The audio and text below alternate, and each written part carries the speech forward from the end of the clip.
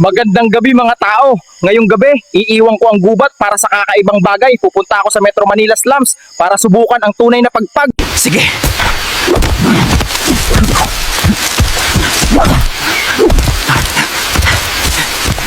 Break time mga tao. Heto ang tirang baong ko.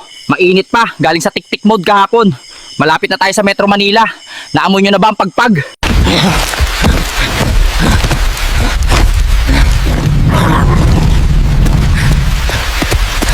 Ngayon nakikihalubilo na ako. Naka-sunglasses, naka-mask, para di mahalata ng mga tao.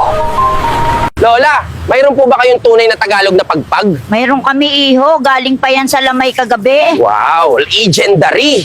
Kaya ito na, tunay na pagpag ng Tagalog. Shoutout sa mga taga-Tondo at Taguig. Salamat sa hospitality and trash cuisine. Next time, baka human pagpag naman. LOL, joke lang. Or not.